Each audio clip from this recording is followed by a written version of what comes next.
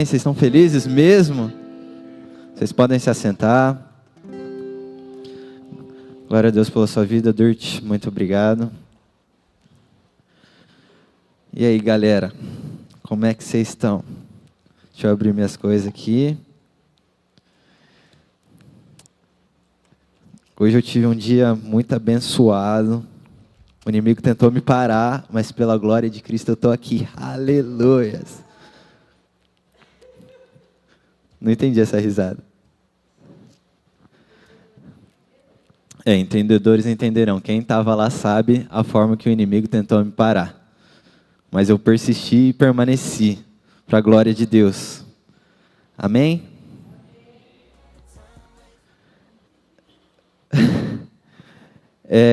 Eu tenho algumas coisas para falar hoje, talvez até muitas. Então, tomara que o Senhor me dê a graça de que eu consiga transmitir tudo que eu tenho para vocês. Mas antes, para quem não me conhece, eu sou o Kevin, eu tenho 21 anos, estou na casa do Pai há pouco mais de 2 anos. E sou líder do Open House, sou parte da liderança do Open House, perdão, há 1 ano. Há pouco mais de 1 ano e o Senhor já me deu a graça de pregar algumas vezes. E hoje eu estou muito feliz de estar pregando no Open House mais uma vez. O Open House é a casa que eu amo, é o meu culto favorito, é onde eu mais gosto de estar. E eu estava no meu Instagram esses dias.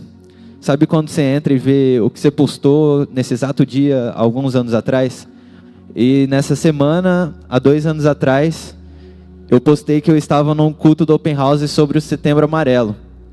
E eu já dei esse testemunho a primeira vez que eu preguei, mas eu vou falar de novo. Há 2 anos atrás eu cheguei no Open House e eu sofria com muitas crises de ansiedade. E foi num culto do Setembro Amarelo que o Senhor me curou totalmente dessas crises. E hoje eu já não sofro mais com elas. Você pode dar um glória a Deus? Então, o Open House é muito importante para mim por várias coisas, mas essa é uma forma que é muito especial no meu coração. Amém? Hoje eu queria falar sobre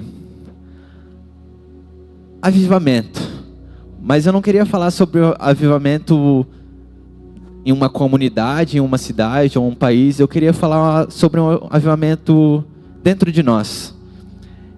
Mas antes disso, vamos orar. Feche seus olhos comigo. Senhor Jesus, muito obrigado por estar conosco aqui nessa noite. Obrigado por nos dar a oportunidade de falar sobre a Tua Palavra. Senhor Jesus, que a minha incapacidade não atrapalhe o que o Senhor quer transmitir para a Sua igreja essa noite. Não atrapalhe aquilo que o Senhor tem para os nossos corações. Que acima de tudo, a Tua verdade, a Tua Palavra, o Teu saber, o Teu conhecimento reine sobre nós nessa noite. Nós amamos o Senhor, nós amamos a Tua Palavra. Nós sabemos que o Senhor é caminho e vida, mas o Senhor também é verdade. Ensina-nos nessa noite através da Tua verdade. Queria que você fizesse uma oração. Ore comigo. Senhor Jesus, mude a minha vida. Eu nunca mais quero ser o mesmo. Amém? Sabe, então, como eu estava falando, eu quero falar sobre avivamento em nós mesmos. Sabe, muitas vezes a gente analisa muitas coisas, nós falamos do que o Senhor quer fazer como um todo, mas a gente acaba esquecendo de falar sobre nós, sabe? Eu acredito que na vida cristã existem 2 grandes perigos. O primeiro perigo é a gente se esfriar. Amém? Todos concordam que isso é um grande perigo? Mas o segundo perigo é a gente fica quente demais e a gente acaba esquecendo de nós mesmos. Sabe, a gente analisa tudo no culto. A gente analisa como foi o louvor, a gente analisa como o cara que está pregando está falando, a gente analisa como é que estão as cadeiras, a gente analisa como é que a gente foi recebido, mas a gente acaba esquecendo de falar sobre nós mesmos. Isso está escrito lá em Apocalipse 2:6. Se você, acho que vai por aí. Apocalipse 2, do 2 ao 6. Conheço as obras que você realiza, tanto o seu esforço como a sua perseverança. Sei que você não pode suportar os maus, e que pôs à prova os que declaram apóstolos e não são, e descobriu que são mentirosos. Vocês têm perseverança e suportou provas por causa do meu nome, sem esmorecer. Tenho, porém, contra você o seguinte: você abandonou o seu primeiro amor. Lembre-se, pois, de onde você caiu, arrependa-se e volte à prática das primeiras obras. Se você não se arrepender, virei até você e tirarei o seu candelabro do lugar dele. Mas você tem a seu favor o fato de que odeia as obras dos nicolaítas, as quais eu também odeio. Sabe, amigos, como eu estava falando, existem dois perigos. E talvez o maior deles, principalmente para mim, que sou uma pessoa que cresceu na igreja. Sabe, vamos supor que eu já nasci no topo de Sião, do Monte Sião. Só que de repente eu não sei mais o caminho de subir para ele. Sabe, como a gente está tão bem na igreja, a gente tem uma estrutura legal, a gente tem uma igreja legal, a gente tem um pastor que prega bem, a gente tem um louvor muito legal, a gente acaba esquecendo a dor que são as dores do início, sabe? A gente não sabe o preço que é subir até o topo, a gente não sabe as coisas que a gente perde até subir até o topo, a gente acaba esquecendo a dor que é colocar a mão no espinho, mesmo que a gente tenha que colocar a mão no espinho para subir um pouco mais, sabe? E isso é muito importante, talvez essa seja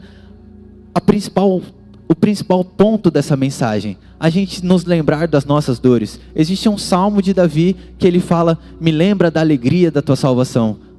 Amém? Vocês estão comigo? Vocês podem dar um glória? Então nessa noite eu quero que vocês pensem comigo nessa noite. Quando é que nós nos esquecemos da dor? Amém? Deixa eu beber um pouquinho de água que eu já falei muito.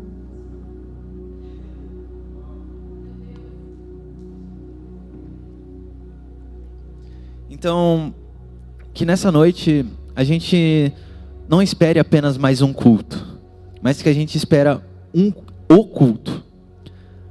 Eu não me lembro quem, mas ele fala que a gente não pode entrar na presença de Jesus e quando a gente não sair pelo menos um pouquinho mais parecido com Ele. Então nessa noite eu quero provocar vocês a saírem um pouquinho mais parecidos com Jesus. Se vocês puderem abrir comigo em Salmos 84. Salmos 84. Salmos é fácil de achar. Você abre no meio da Bíblia. O que você acha?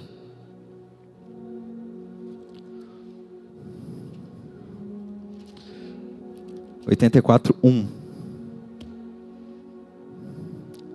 Glória a Deus. Não sei se na Bíblia de vocês, mas na minha tem um título aqui.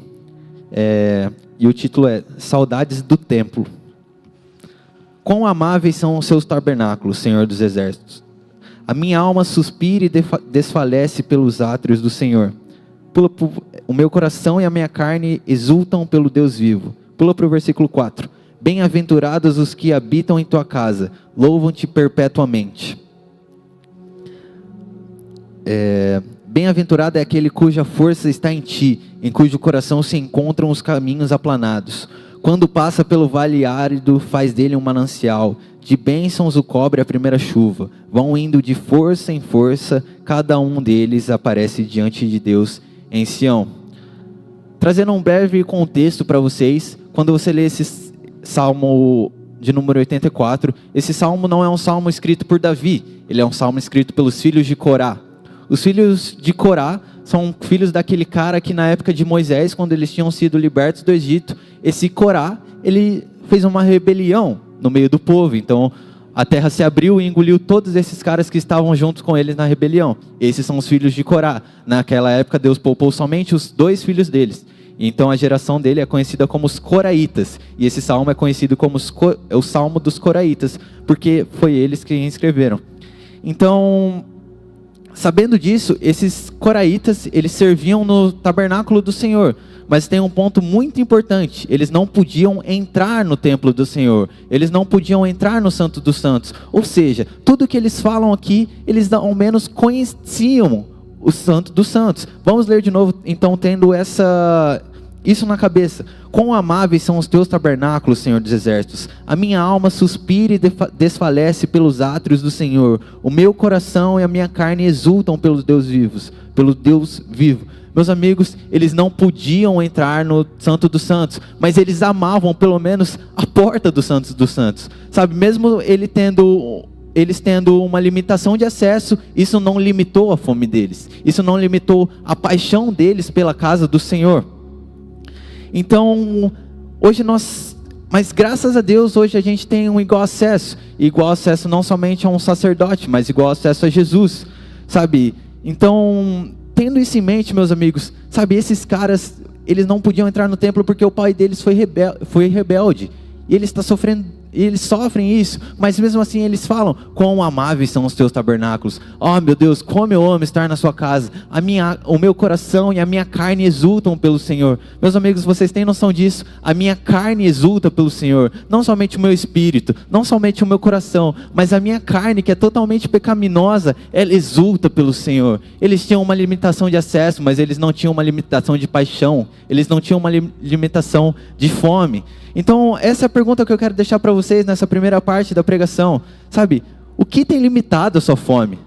Qual foi a limitação de acesso que você teve que em algum momento limitou a sua paixão? Sabe, nós temos tantas coisas, nós temos tantos louvores bons, tantas pregações boas, nós temos acesso a tudo. Jesus morreu por nós numa cruz, o véu foi rasgado, e mesmo assim a gente limita a nossa fome em algum momento. Esses caras não podiam entrar no Santo dos Santos, mas mesmo assim eles amavam o tabernáculo de Deus. Por quê? Sabe, por quê? O que foi que eles viram? O que foi que gerou neles esse amor? Então o que eu quero provocar para vocês nessa noite é que a gente precisa de pessoas que amam o Senhor de verdade. Sabe, nós precisamos voltar a pregar com lágrimas, sabe? A gente precisa voltar a falar de Jesus com lágrimas. Meus amigos, a gente está muito parado. A gente parou em algum momento. Em algum momento a gente decidiu que entrar somente com os tornozelos nas águas estavam tudo bem. Entrar somente com o joelho nas águas estava tudo bem. Meus amigos, eu creio muito que é tempo da gente mergulhar por completo no Senhor. Então, quando eu estou vendo uma pessoa que está pregando e ela começa a chorar, de repente eu não presto mais atenção nas palavras que ela está falando, eu só consigo prestar atenção nas lágrimas dela. E eu começo a me perguntar: meu Deus, será que eu ainda queimo por Jesus? Será que eu ainda amo Jesus igual essa pessoa ama? Porque ela está chorando tanto, ela fala com tanto amor de Jesus. Será que eu ainda amo Ele tanto assim? Sabe, quando eu olho para pessoas como o pastor Paulo, como o pastor Igor, como, sei lá, o Alessandro Vilas Boas, como o Gregório McNutt, eu posso citar várias pessoas aqui. Será que é como se fosse uma flecha que atinge o meu coração e eu começo a pensar: meu Deus, eu preciso conhecer Jesus ainda. Sabe, eu tenho feito tantas coisas para Jesus, mas eu ainda vejo um infinito de acesso na nossa frente, e eu estou muito disposto a sair correndo a ter esse acesso para conhecer Jesus de verdade. Meus amigos, não há lugar que a gente vá que a gente possa falar: meu Deus, eu já vivi tudo.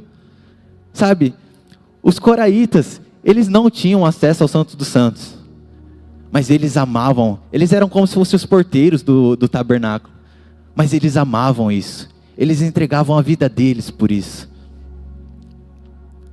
Sabe, e eu não estou falando de somente fazer o que é certo para ter o resultado certo. Eu não estou falando de somente fazer as coisas para agradar as pessoas. Não estou falando para você vir na igreja e começar a servir em todos os ministérios, igual eu faço, eu servi em muitos ministérios. Mas eu não estou falando isso para você, sabe, porque talvez fazer as coisas certas para chegar no resultado certo não significa que o seu coração está em Deus. Sabe, Davi não era o cara que agradava todo mundo. Pelo contrário, ele não fazia as decisões óbvias. Ele ficou escondido por muito tempo antes de se tornar rei. Por volta de 30 anos ele ficou escondido antes de se tornar rei. Sabe, essas pessoas que procuram agradar a todos para chegar no resultado certo, eu vejo que elas são como Arão e Saul. O pecado de Arão e Saul eu acho muito parecido. Quando Saul estava em guerra, ele voltou da guerra, ele fez uma estátua para si mesmo. Arão, quando ele estava no deserto e Moisés tinha subido para orar, ficou lá por 40 dias, as pessoas perguntavam: meu Deus, cadê Moisés? Moisés morreu, Arão, faz alguma coisa. Então Arão pede para as pessoas trazerem todas as suas pedras preciosas, trazerem o seu ouro. Então Arão queima essas pedras, queima esse ouro e faz um bezerro de ouro. Sabe, Arão queria simplesmente agradar as pessoas. Arão queria ser o cara que fala, relaxem, eu estou aqui por vocês. Moisés não está aqui, Deus não está aqui, mas eu estou aqui por vocês. Meus amigos, esse é o tipo de pessoa esse é o tipo de coisa de pessoas que fazem tudo para agradar a todos. Elas fazem a coisa certa para chegar no resultado certo, mas isso não significa que o coração delas está em Deus. Amém? Estou muito rápido, eu posso parar um pouco se vocês quiserem. Não, tá de boa? Então, Salmos 84, versículo 5. Bem-aventurado é aquele que a força está em ti, em cujo os corações se encontram os caminhos aplanados. Quando passa pelo vale árido, faz dele um manancial de bênçãos. De bênçãos o cobre a primeira chuva. Vão indo de força em força, cada um deles aparece diante de Deus em Sião. Amigos, eu creio que existem alguns tipos de pessoas. Aqueles que são espectadores do que Deus está fazendo, aqueles que são participantes do que Deus está fazendo, mas eu também creio que existe o tipo de pessoa que são aqueles que produzem, sabe? Produzem o fogo, produzem a chama, produzem avivamento, produzem chuva. Então, eu creio muito que nós precisamos parar de ser pessoas que apenas assistem, pessoas que apenas participam, e que a nossa oração comece a ser, Senhor Jesus, eu quero começar a produzir essas coisas. Sabe, eu quero ser o tipo de pessoa que carrega a chuva, não uma pessoa que fica reclamando de que não chove. E a chuva, o que eu quero dizer com chuva é a expectativa de que Deus vai fazer algo de novo. Sabe, tem uma música que eu gosto muito, que é Queremos ver Yeshua, e essa música fala que nós queremos ver no céu outra chuva. Essa chuva significa o avivamento que Deus vai fazer na terra antes que Ele volte, antes que Jesus governe essa terra novamente. Então, meus amigos, não é mais tempo de somente esperarmos que alguém faça acontecer de novo. Sabe, por muitas vezes, muitos jovens, muitas pessoas olhem para os que os seus pastores estão fazendo, aplaudem e esperam que esse pastor faça de novo. Nós esperamos que o pastor Pablo faça tudo o que ele fez de novo, porque nós queremos ser abençoados. Meus amigos, não é assim que honra legado. Legado não se honra sentando em cima dele, esperando que aconteça de novo. Legado se honra colocando ele nas costas e fazendo acontecer de novo. Pastor Paulo, Pastor Igor não precisam de pessoas que aplaudam tudo que eles já fizeram. Eles precisam de pessoas que deem continuidade naquilo que eles estão fazendo. Amém? Quando nós olhamos para legado, nós podemos falar de Moisés e Josué. Josué foi um cara que caminhou com Moisés, foi basicamente um discípulo de Moisés. E quando Moisés soube que ele não poderia entrar na terra prometida, Deus escolhe Josué como líder de Israel. Então Josué, sem duvidar, não era essa palavra que eu queria usar, mas sem pensar duas vezes, ele aceita ser o líder de Israel e ele conduz Israel até a terra prometida. Nós podemos falar também de Elias e Eliseu. Eliseu caminhou com Elias e Elias até falava: ei, Eliseu, vai descansar, cara, já está fazendo muito, descansa um pouco. Mas Eliseu falava: não, eu preciso ficar com o Senhor mais um pouco, eu preciso andar com o Senhor. E então quando Elias é levado aos céus, a capa de Elias fica assim no ar e Eliseu pega a capa de Elias. Então, e a partir daí Eliseu se torna o cara que Elias foi, sabe? E eu me arrisco a dizer que Eliseu foi até maior que Elias, fez mais coisas que Elias. Nós podemos falar também de Leonard Ravenhill. Quem aqui conhece Leonard Ravenhill? Conhece alguém? Erga a mão. Ninguém? Amém. Mas esse cara foi um cara ele foi um cara muito grande antigamente, sabe? Um verdadeiro amigo de Deus. Ele escreveu alguns livros, acho que se eu citar o livro deles vocês vão conhecer, que é Por que Tarda um Pleno Avivamento. Alguém já leu? Por que Tarda um Pleno Avivamento? Sim, foi esse cara que escreveu esse livro. Ele também tem um livro que chama Oração de Avivamento. E meus amigos, quando eu li esse livro, Oração de Avivamento, eu entrei em crise, para variar. Porque ele fala de uma oração tão sincera, ele fala de uma amizade tão sincera com o Senhor, que eu falo, meu Deus, eu ainda preciso ter isso está muito longe da minha realidade. E esse cara foi um cara que gerou muitos avivamentos no passado. Então ele tem um discípulo chamado Gregório McNutt. Gregório McNutt é um estadunidense que veio morar no Brasil e passou anos aqui no Brasil. Ele morreu infelizmente em 2017. Mas são esses o tipo de cara que carregam a chuva. Sabe, o Gregório, ele fala um português meio americanizado, sabe? Então é muito engraçado ele pregando, mas toda vez que ele prega com lágrimas nos olhos. Ele costuma falar: amigos, eu não sei o tanto que você viveu, mas eu ainda não vivi o suficiente para não me emocionar quando eu ouço o nome de Jesus. Sabe, são esse o tipo de pessoas que carregam o avivamento. Eu quero falar sobre os avivalistas. Vamos continuar citando essas pessoas.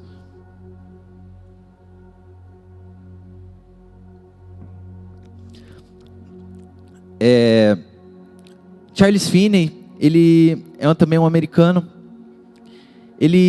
Quando ele pregava, ele um dia foi fazer uma viagem, ele entrou num trem assim, e somente dele entrar no trem, as pessoas já eram tocadas pelo Espírito do Senhor. Nós podemos falar sobre George Whitefield.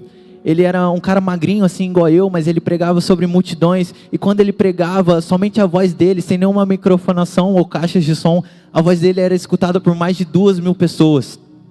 Jonathan Edwards, enquanto ele pregava, as pessoas se agarravam assim nas pilastras e falavam: meu Deus, Jonathan, para, por favor, porque a gente está indo para o inferno. Sabe, as palavras dele eram tão reais, as coisas que ele falava eram tão reais, que as pessoas começavam a enxergar o chão se abrindo assim.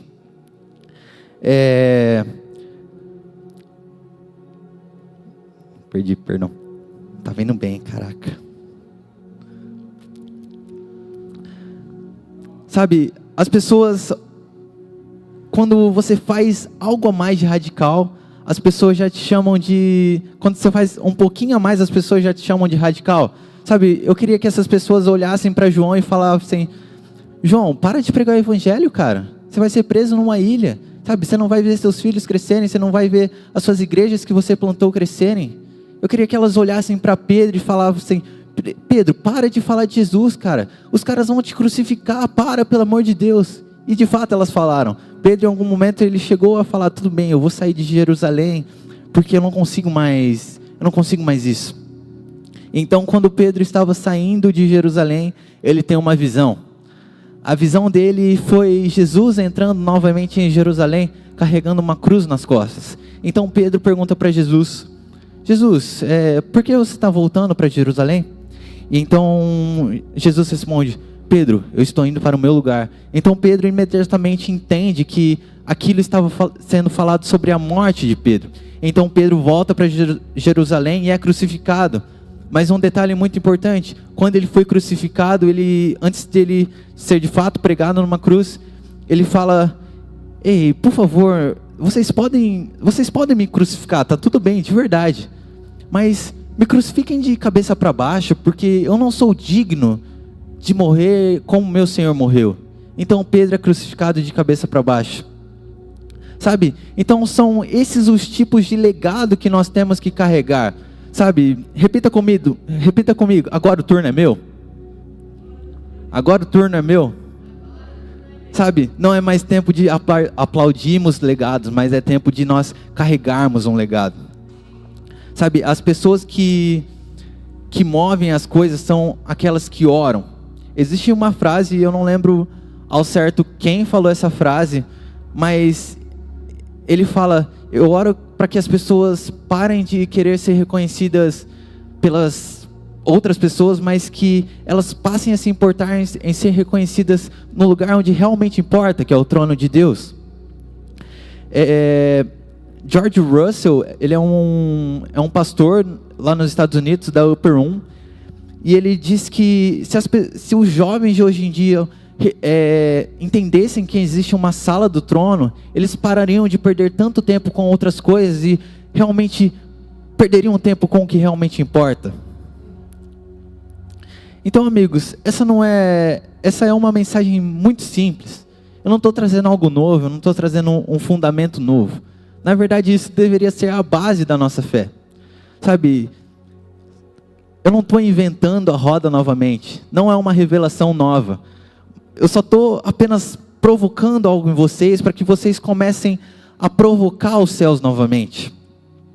Nós precisamos de pessoas que sejam consumidas por uma mensagem. Sabe, sendo bem honesto mesmo, eu já estou cansado de boas pregações, eu já estou cansado de bons cultos, de boas conferências, de bons louvores. Sabe, isso já não basta. quando perguntaram para um dos irmãos Wesley o que ele fazia para fazer o que ele fazia, ele respondeu: eu coloco fogo no meu corpo e as pessoas vêm ver, sabe? E o segredo não é fazer, mas o segredo é carregar algo, é carregar uma palavra. E eu me pego olhando para tudo isso que eu já falei, e eu me pergunto: Senhor, é só isso que o Senhor tem? É só isso mesmo? Sabe, será que eu já vivi tudo que o Senhor tem para mim? Mas o Senhor diz que é tempo de sermos tomados por uma fome incontrolável até que Jesus faça de novo. Sabe, é tempo da gente começar a bater a nossa cabeça na parede até que Jesus faça algo de novo. Sabe, é tempo da gente pegar uma britadeira assim e começar a furar o chão até que comece a sair água dele. Sabe, vocês estão me entendendo? É tempo da gente começar a fazer um pouco mais, é tempo da gente começar a dar um passo a mais. Paul Washer, ele tem uma pregação que ele diz que você deve subir em um monte, e quando você chegar no topo desse monte, você tem que começar a pegar pedras e tacar a pedra no céu até que Jesus faça de novo. Sabe, amigos, a gente tem que queimar. Quando eu olho para Moisés e a sarça ardente, é uma história muito legal, mas eu gosto de dar um ênfase na sarça ardente. Não era uma sarça que falava que atraiu Moisés, mas era uma sarça que queimava que atraiu Moisés. A gente não pode colocar o nosso discurso antes do arder. A gente não pode colocar as coisas que a gente faz antes do fogo. Um dos irmãos Wesley, ele também dizia que antes dele pregar, ele tacava o sermão dele, ele tacava fogo no sermão dele. Então nós precisamos fazer algo a mais. E preste muita atenção. Não confunda Deus te ama com Deus te aprova. O que eu quero dizer com tudo isso? Quando nós olhamos aquela parábola da pedra preciosa, o cara fala: eu achei uma pedra preciosa. Só acha quem procura, irmão. Se você está esperando que Deus derrame uma pedra preciosa para você, somente esperando, Ele não vai derramar. Só acha quem procura. Eu achei uma pedra preciosa, porque Ele estava procurando. Sabe, então eu oro para que a gente volte a pregar com lágrimas. Como eu disse, eu vou falar de novo sobre o Gregório McNutt. Eu gosto muito de citar esses caras, porque eu creio que eles de verdade, eles carregavam algo. E o legado deles perdura até hoje. Então, eu acho que deve ser falado. Se eu pudesse dar uma dica para vocês, é que vocês pesquisassem ao menos de algum desses caras que eu falei, porque eles de fato carregavam algo, eles de fato transformavam a geração que eles viviam.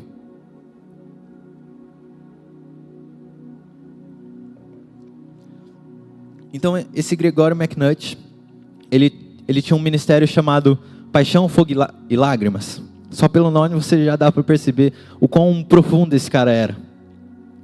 E ele, por muito tempo, ele escolheu viver no Brasil. E ele tem uma música muito preciosa. Ele não era o melhor cantor, ele não era o melhor tecladista. Para falar a verdade, talvez ele só soubesse o básico. Mas ele cantava uma música que falava: ó Deus, eu preciso de Ti, eu preciso de Ti. E ele ficava por meia hora nessa música, cantando só isso, só isso, só isso. E cara, eu estava no meu quarto escutando essa música, e meu Deus, eu comecei a chorar tanto, e eu comecei a pensar: meu Deus, eu não vivi demais para perder o meu fogo. Sabe, Senhor Jesus, você pode tirar tudo, só não me tire as minhas lágrimas. Eu não posso suportar viver uma vida onde Jesus é mencionado e o meu coração não se abala com o nome dele. Sabe, a gente não pode se acostumar com tudo isso que a gente vive. A gente não pode se acostumar com o culto. A gente não pode se acostumar com o louvor. Meus amigos, é tempo da gente entregar tudo. É tempo da gente dar um passo a mais. E eu estou repetindo tudo isso porque essa é realmente a ênfase que eu quero dar na mensagem. Nós não podemos nos acostumar a ficar no raso. A gente não pode nos acostumar a viver uma vida simples. De repente as coisas simples se tornaram simplistas.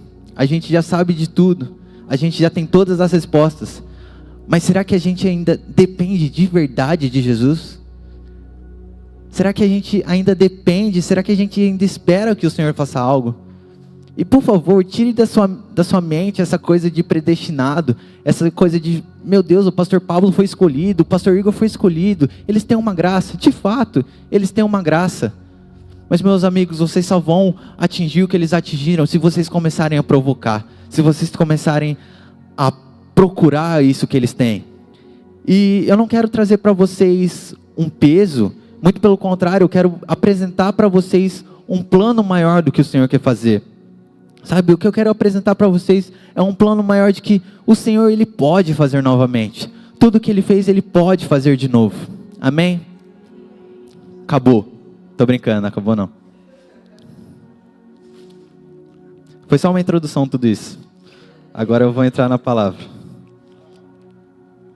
Abre comigo em 2 Timóteo 1, versículo 3.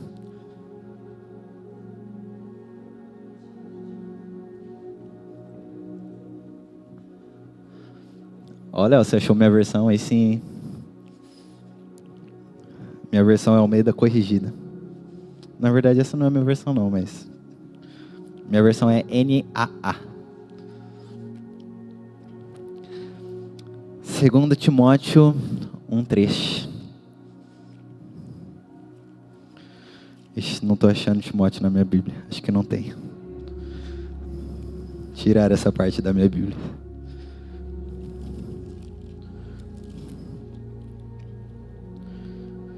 Achei. Colocaram de volta. 2 Timóteo 1:3. Amém? Vocês estão gostando até aqui? Posso ir mais fundo? Igual eu estava falando, essa mensagem, estava falando com os amigos, né? Eu tenho essa mensagem no meu coração desde dezembro do ano passado. Só que eu nunca escrevi ela. Ela só ficava no meu coração porque eu pensava... meu Deus, tipo, eu realmente estou vivendo essas coisas da mensagem, mas eu não quero externar isso, sabe? Acho que se vocês perceberem, meu tom de voz até mudou agora, eu estou mais contido, porque é muito difícil para mim pregar sobre coisas que aconteceram comigo. E o que eu vou falar agora é de fato que eu vivi pelo menos nesse ano, desde dezembro. 2 Timóteo 1:3. A gente vai ler do 3 ao 7. Dou graças a Deus a quem desde os meus antepassados sirvo com a consciência limpa, porque sem cessar lembro de você nas minhas orações. Lembro das suas lágrimas e estou ansioso por ver você, para que eu transborde de alegria. Meus amigos, só para dar um contexto, quem está falando isso é Paulo. Paulo já estava no final da sua carreira, eu digo vida. Ele já estava no final da sua vida, ele já tinha sofrido muita coisa e ele estava preso. Então, provavelmente, quem escreveu essa carta foi Lucas. Lucas também escreveu Atos e escreveu Efésios, se eu não me engano. Então, Lucas está escrevendo essa carta, e essa carta é de Paulo direcionado a Timóteo. E preste atenção para o que Paulo vai dizer no versículo 5. Lembro da sua fé sem fingimento, a mesma que primeiramente habitou em sua avó Lóide e em sua mãe Eunice. E estou certo que habita também em você. Por essa razão venho lembrar-me que reavive o dom de Deus que está em você pela imposição das minhas mãos. Porque Deus não nos deu espírito de covardia, mas de poder, de amor e de moderação. Normalmente a gente usa esses versículos para pessoas que estão relativamente frias ou desviadas, né? Porque Paulo fala, reavive o dom, e a gente chega nas pessoas e fala, reavive o dom que há em ti, desviado, volte ao Senhor. Mas preste atenção, o que Paulo está dizendo aqui, Paulo estava falando para Timóteo, e Timóteo não era um cara desviado. Muito pelo contrário, Timóteo tinha plantado algumas igrejas, Timóteo era pastor de igreja, e ele, basicamente, Timóteo era o cara, era o sucessor de Paulo. E Paulo está falando, eu não oro para que você não desvie, mas eu oro para que você lembre das suas lágrimas, eu oro para que você lembre da sua fé verdadeira. A fé verdadeira que sua avó teve, a fé verdadeira que sua mãe teve, certamente há em você. Então Paulo exorta, reavive o dom de Deus que há em ti. Timóteo era um grande homem, mas Paulo pede, mantenha calma, mantenha paixão, mantenha fome. Então, meus amigos, o que eu quero trazer com isso é que não importa o que a gente viveu, não importa o tanto que a gente conheceu, não importa o tanto de pessoas que a gente já conversou, Deus ainda nos exorta: reavive a fome, mantenha a chama acesa. E é muito fácil chegar no culto, aqui no apelo e cantar que a chama não vai se apagar, que nós somos responsáveis. Mas é muito difícil fazer isso ao decorrer da minha vida. Em 2024, talvez tenha sido o melhor ano da minha vida, ministerialmente, pessoalmente, financeiramente. Sabe, eu estava pregando, eu estava orando todos os cultos, eu comecei a dirigir, todo dia dirigindo, faculdade, tudo dando certo. E eu falava: meu Deus, onde é que isso vai parar, sabe? Eu estava vivendo coisas incríveis com o Senhor, na minha melhor fase espiritualmente. Só que do nada as coisas pararam de ir para onde supostamente elas deveriam ir, como eu pensava. E de repente eu me esbarrei nessa mensagem de Paulo. Eu sempre fui de igreja, sabe? Eu nunca bebi, eu nunca fumei, eu não tenho muitos testemunhos. Talvez eu não tenha nenhum testemunho. Talvez o meu maior testemunho seja eu nunca ter me desviado. Mas é muito fácil viver uma vida assim, mas é muito difícil não deixar a chama apagar. Sabe, em algum momento da minha vida, eu comecei a ser autossuficiente. Em algum momento da minha vida, eu passei a fazer as coisas pela força do meu braço e deixei de depender do Senhor. Em algum momento, as minhas pregações já não eram baseadas na minha relação com Deus, mas era baseado no que eu queria que as pessoas ouvissem, que eu queria que as pessoas entendessem, naquilo que o meu coração queria comunicar para as pessoas. Então, eu esperava que 2025 fosse o ano da minha vida. Se 2024 foi bom, meu Deus, 2025 eu vou tacar unção em todo mundo, eu vou estar no altar, eu vou começar a pegar fogo em cima do altar, porque as coisas estão dando certo. Mas de repente eu não pregava mais, de repente eu não orava mais, de repente eu fiquei sem emprego, de repente eu já não gostava mais da minha faculdade. E eu falei: meu Deus, o que aconteceu? E eu cheguei nesse versículo novamente. Dou graças a Deus, a quem desde os meus antepassados sirvo com consciência limpa, porque sem cessar lembro de você nas minhas orações noite e dia. Lembro das lágrimas e estou ansioso por ver você, para que eu transborde de alegria. Lembro da sua fé sem fingimento, a fé que primeiramente habitou em sua avó Lloyd, em sua mãe Eunice. Estou certo de que habita também em você. Por essa razão, venho lembrar que reavive o dom que está em você pela imposição das minhas mãos. Porque Deus não nos deu espírito de covardia, mas de poder e de moderação. Sabe, de repente, eu fiquei no primeiro amor, mas esqueci da sabedoria dos últimos dias. E em outro momento, eu me apeguei à sabedoria dos últimos dias, mas esqueci do primeiro amor. E existem dois grandes perigos. Um é o primeiro que eu falei, que é o primeiro amor acabar te tirando a maturidade que você deve viver nos últimos dias. E o segundo é que a sabedoria dos últimos dias esmague o seu primeiro amor. Então, a gente não pode deixar que a nossa caminhada roube a paixão, mas a nossa experiência deve produzir mais fogo em nós mesmos. Sabe, quando Paulo escreve que considera tudo como perda, Paulo já tinha vivido muita coisa. Ele já tinha implantado muitas igrejas, ele já tinha apanhado muito, ele já tinha sofrido muito pelo nome de Jesus, mas mesmo assim ele falava: meu Deus, eu considero tudo como esterco. Isso aqui para mim não vale nada, porque eu conheci alguém mais belo, eu conheci a pedra de grande valor. E existe um grande segredo para tudo isso. Em Josué 1, quando eles atravessam o Rio Jordão, Deus chega em Josué e fala: volte o Jordão e deixe lá um memorial. Um memorial serve para quê? Para a gente se lembrar, né? Então Josué constrói um memorial com 12 pedras. Então todas as vezes que eles voltam ao memorial, eles se lembram daquilo que Deus fez. E a pergunta que eu tenho para você: o que Deus já fez na sua vida? O que você tem que se lembrar que Deus já fez em você? Quais são os marcos que Deus fez na sua vida? Sabe, isso não é saudosismo, mas eu entendo que para a gente ir mais longe, a gente tem que saber voltar. Para olhar lá para frente, a gente tem que entender o que o Senhor já fez. A gente não pode deixar que o nosso primeiro amor apague e a gente entre na sabedoria dos últimos dias. Pelo contrário, a gente tem que caminhar com os dois juntos. Então, as últimas perguntas que eu tenho para você: quais foram os primeiros dias da sua vida com Deus? Quais são os marcos que Ele deixou da sua vida? Abram em 1 João 1.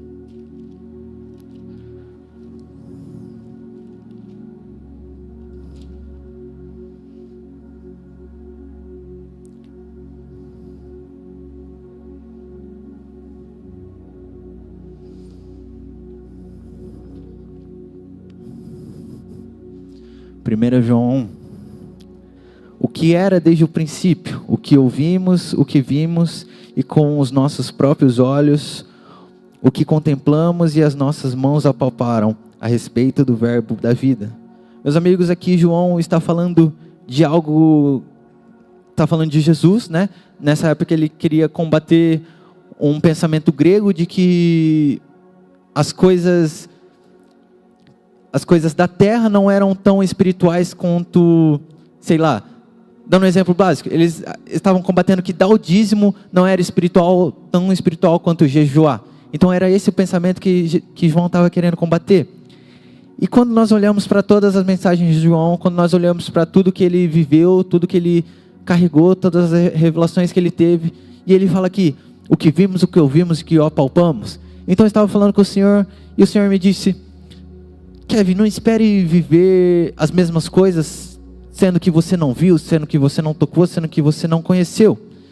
Então, o que eu quero trazer para vocês, se a gente não, de fato mesmo, de verdade mesmo, não conhecer, não buscar conhecer Jesus, não esperar tocar Jesus, ao menos nas suas vestes, a gente não vai viver tudo que eu falei aqui para vocês. A gente não vai conseguir carregar legados. A gente não vai conseguir carregar a chuva.